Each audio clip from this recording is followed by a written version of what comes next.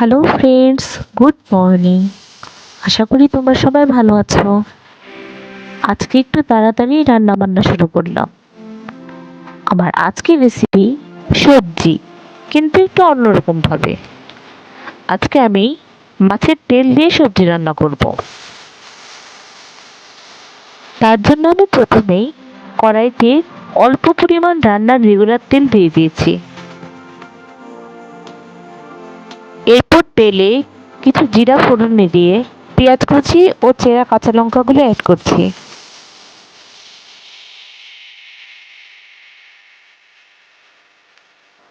এবার এগুলো ভালোভাবে ভাজা হয়ে গেলে আমি এখানে আগে থেকে ধুয়ে কেটে রাখা সবজিগুলো অ্যাড করছি। আপনারা এখানে নিজেদের পছন্দ মতো সবজি অ্যাড করতে পারেন।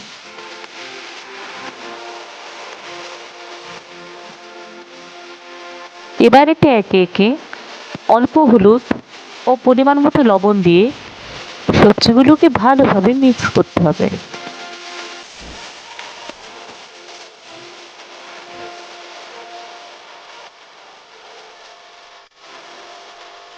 এই পর্যায়ে সবজিগুলো মিক্স করা হয়ে গেলে আমি এখানে কড়াইটি কিছুক্ষণের জন্য ঢেকে দিচ্ছি।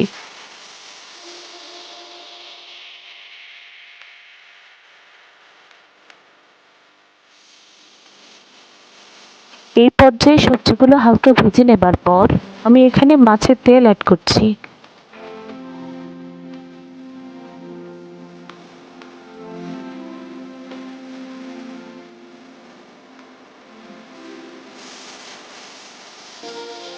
এবার মাছের তেলটাকে ভালোভাবে সবজির সাথে কষিয়ে কিছুক্ষণ ঢাকা দিয়ে রাখতে হবে, যেন তেলটা প্রপারলি কুক হয়ে যায়।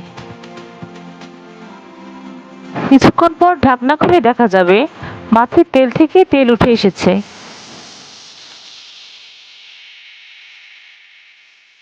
এবার একটু সময় নিয়ে মাছের তেলের সাথে সবজিটাকে আরো ভালোভাবে কষাতে হবে।